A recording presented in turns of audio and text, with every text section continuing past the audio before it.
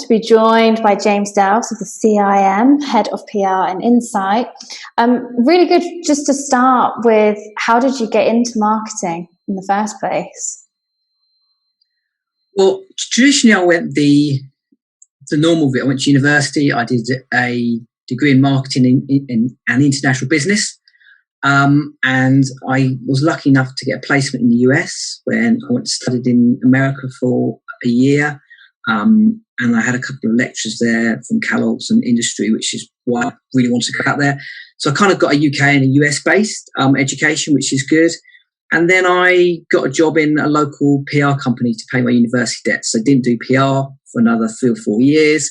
But I found I absolutely loved writing, loved working with big brands such as I did stuff from Visa and Marconi and Nvidia, did lots of comms. And then kind of slowly I found that the agencies I worked for became integrated agencies. So we just took on more branding, took on more marketing comms, took on more events, etc. So my skill set kind of changed over the years from just purely writing to social media and digital and everything. Until about 10 years later, I sort of fell into pure marketing and then ran campaigns for like Samsung, Vodafone and Ericsson and Intel and McAfee. Until now, I'm now a chartered marketer working at one of the biggest marketing member organisations in the world. So I've kind of done a full circle for my sins. Yeah, so you've gone almost brand agency and then back to almost giving back to the community to an extent. Absolutely.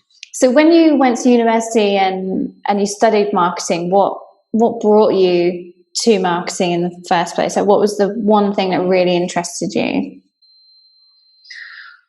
I think like basically most marketers, you start off seeing flashy adverts on TV, bulls running down the high street for Sony and fast cars, and you think, oh, that's really interesting. It's a really dynamic industry. It's really broad as well. So I've done everything from, as you say, copywriting to meeting members of parliament to big massive launches to photo shoots to data. It's really, really, really varied. And as you said, I think just the dynamic of the industry is constantly changing. So I've had to reskill myself about 2 or 3 times in my career. And I'm sure there'll be more changes up ahead. It just keeps you on your toes. It keeps every day interesting and new, which is particularly for someone like me. I like to learn new things and try out new things, and marketing is ideal for that. And the upskilling bit is the bit that I think there's a lot of conversation about. Like, how do I keep up to date is a question I get asked a lot. Do you have any tips on or any key go-to areas that you go to upskill and stay up to date? Yeah, I think just trying to find time to read every day is really, really key. Is just to basically read, obviously our stuff like CIM puts out loads of reports, loads of thought leadership. We interview a whole bunch of people, but titles like Marketing Week and Campaign and The Drum are really good. But also try to read outside of people that agree with you. I always find that I often read stuff from people that I don't particularly have the same political alignment with or the same interests, and they often have unique takes on things that just allows me to kind of get a broader view on stuff.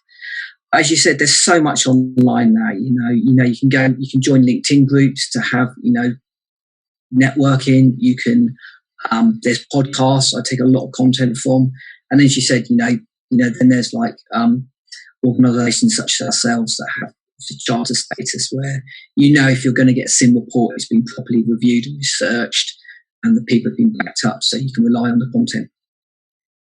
Yeah, and it's interesting you mentioned podcasts. So they've just kind of exploded in the last year or so, and there's just so many really good dedicated marketing ones. So what does your role currently involve then at the CIM? So my title is Head of PR and External Engagement. So I do everything from copywriting to public affairs to research to thought leadership to marketing communications. But I'm also part of CIM's marketing team, so I work completely across our events team, our campaigns team, our digital team, just creating great content for our members, helping support the business, and just trying to position all our views and help feed back to the marketing sector some of the knowledge we have. And then I suppose within the business, I report directly into CIM's CEO, Chris Daly, and also our senior management team. Very varied then, both internal and external, which is an interesting split. Yes. Yeah. Yes. So what advice would you give to any aspiring marketers? I think to ask as many questions as possible. So literally find a particular part of marketing that you think you like and start off there.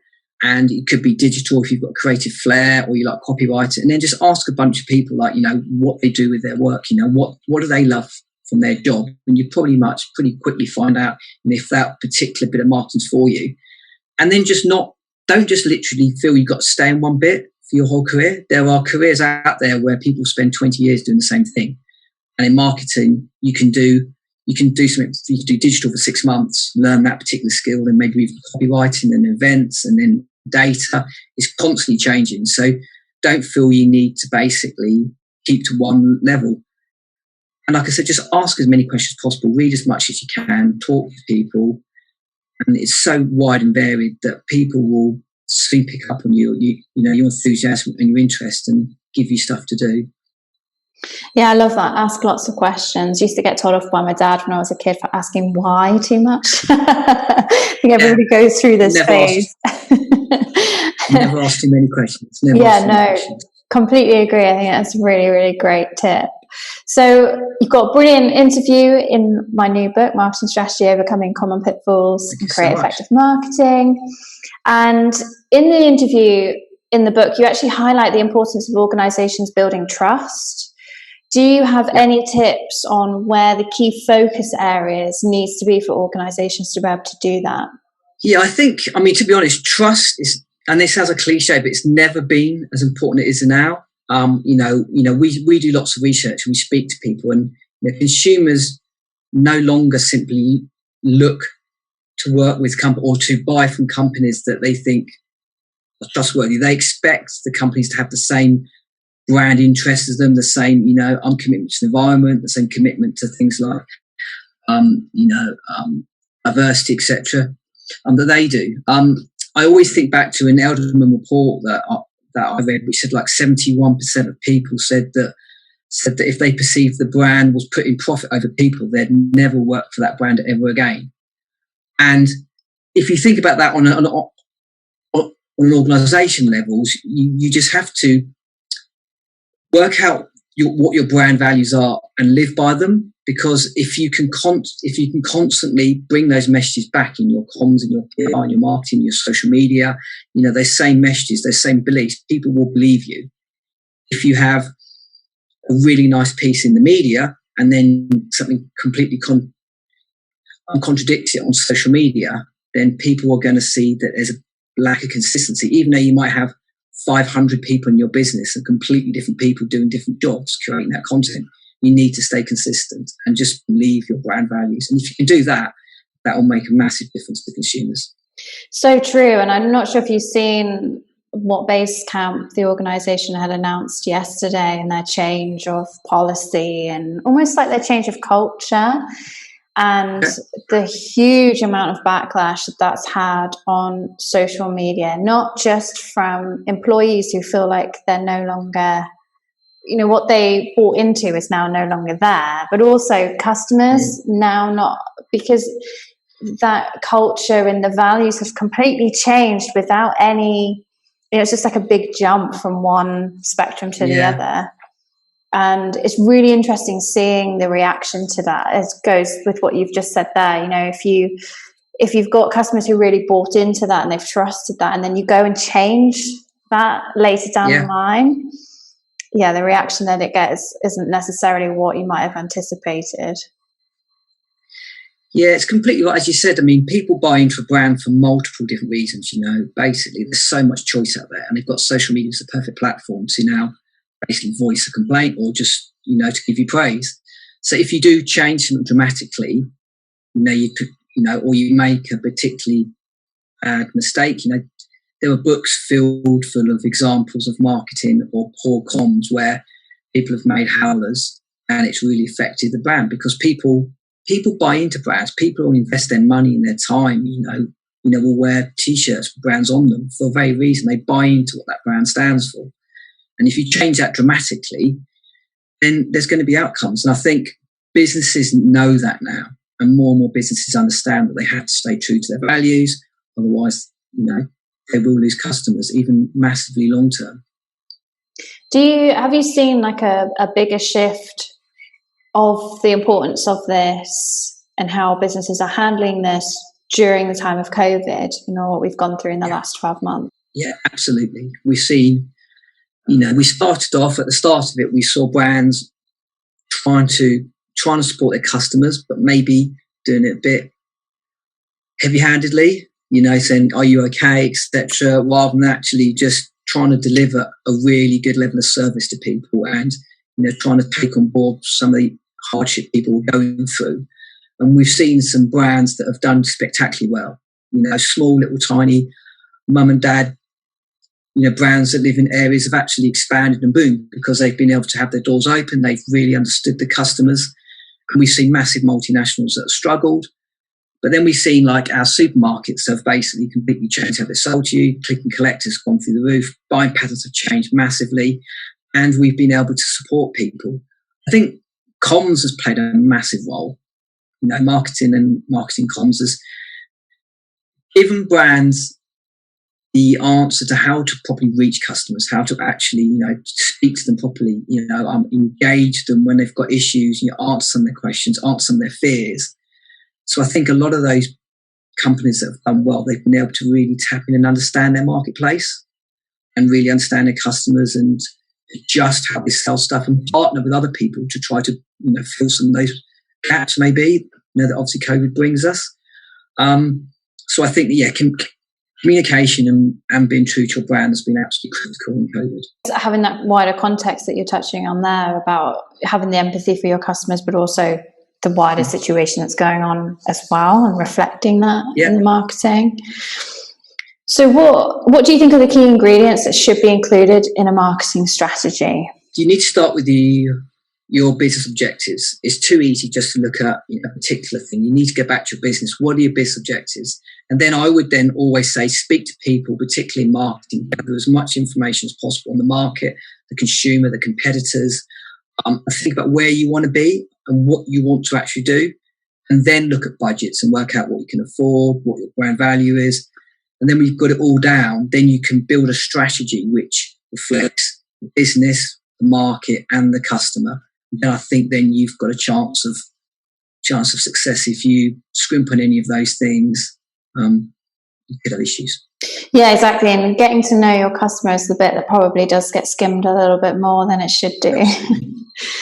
Yeah, it's really interesting to say that because we ran a piece of research with a company called Arlington Research. I interviewed like 4,000 people across the UK, Germany, Australia, and the US, and I think it was like 49% of decision makers didn't feel their company had a strategic vision. And when we drilled down into that, 49% felt their board made decisions without understanding customer needs. So that just shows that the businesses at the top aren't always pulling that marketing into the boardroom to interview them, to actually understand the customers, the market, the trends, because it moves so quickly. There's no point talking to somebody 6 months. Oh, we had a conversation over the water cooler and now I'm going to build my whole project. It's like, what's happening today? And it just shows that there is a real need for marketing strategy and a proper understanding of the discipline. And then implementation from a board level all the way through down the business. And if they get that and everyone buys into it, then that's when you see, massive rise in market share or, success. I think the biggest misalignment between the board and the customer is the Super League, right? Where the board thought that was a really good idea and the fans were like, what are you thinking? This is crazy. And then it's a full backtrack. And I think that just that example alone shows the damage of the misalignment and understanding of the board to the actual customers on the ground. It's just, my football club was one of the football clubs that was part of that.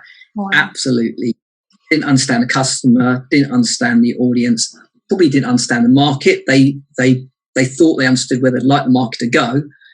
But I mean, to announce that in a COVID time where there's no fans in stadiums, people can't connect with the football club anyway, just to say, by the way, we're going to launch the European Super League. It's just, I think there's probably a lack of strategy there and a better maybe use of marketing comms. I would have advised that if they'd come to me, which they didn't. No, I totally agree. I think they need a copy of the book. But, I think we'll see that as a case study for years and years to come. Absolutely. This is the damage of misalignment. And also now it's the passion of the fan is obviously completely different in terms of priority than what the board's passion is. And that now is, okay, it was a little bit highlighted before, but now it's just it's just so obvious. It's not the nature of the game as well. It's just so many pieces there, like the wider context has not been taken into account. Really misaligned. It was a couple of big super clubs talking at the very top level of the game and talking about how they could continue to earn money. And, Man United play Paul Pogba £300,000 a week. And when you look at that level, you're like, wow, you do need to make sure you play the big clubs. But when you drill that down into the impact it's going to have for Grimsby or Maidenhead Town, etc., it's just astronomical on how those two people are so far apart. But I think you're right. The misalignment is the absolute key thing there, and not understanding the market or the audience or timing. Yeah, such a good example of that. Okay, so what do you think are the most common pitfalls? So in my book, I talk about the top 10, but what do you think are the most common pitfalls that marketers face when they're creating or trying to implement a marketing strategy, and how could they overcome those pitfalls? Try to think long term. It's really easy to think short term, to have a situation in the business where, sales needs to be up for this particular sector. So you focus on those. You've got pressure on board. If you try to produce long term, we've got loads of research that shows that if you produce long term plans, you can change small bits in them. You can change your tactics to get there. But by having a long term strategy is absolutely key. Otherwise, you'll just end up having to do stuff again in a couple of years' time. Invest more money, build another plan, launch another strategy, get another agency involved, etc. And I think the other advice I give is that don't think you can do it all yourself. You need to be able to reach out to people around you, talk to other departments, understand like other bits of the business, understand the customer, speak to even organizations like ours. We have huge volumes of research and a network of 28,000 plus people you can tap into. There are other organizations out there. There's loads. I've talked to a lot of people, get as much information as possible, and then trying to make your decision rather than trying to use your gut, which is great. But I'm afraid sort of long term with the market changing how it is, and there's so many market trends and influences and COVID and Brexit and all those sorts of things. And there's so many pitfalls out there, as you say. Great advice, great tips there. So from all the experience that you've gained from, when you started out from uni and you've gone through all those different and worked at all those different types of organizations, what advice would you give yourself when you first started out in marketing? If you were to give yourself advice back when you started, what would it be? Not worry about what so many people think is probably a key thing. Don't waste energy on that. As we talked about earlier, ask more questions. I think when I was young, I had some great ideas, and I'd sit in meetings, and then the meeting would finish. And just because of the hierarchy of things, I'd then tell my manager. My manager would then either use the idea, or it was lost forever, and either they take credit for it, or the moment was probably gone. But I think as I've got older, I've started to work as part of my role. I shadow a lot of CEOs, so particularly in my younger years, I'd do a lot of media interviews. I'd help them deliver on objectives. I help with their comms. From little like 50,000 startups to $2.1 billion giants.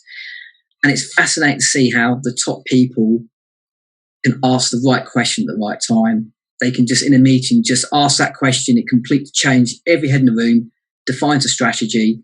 So I think reading loads, asking questions, being inquisitive, talking to people, other things I would wish I'd just come back and put my stuff to do more of, because I had loads of great ideas. I just didn't always step up and do them because of fear, because of insecurity, because of being young, because of maybe a more hierarchical atmosphere back in the day that we don't have these days. I think it's better now.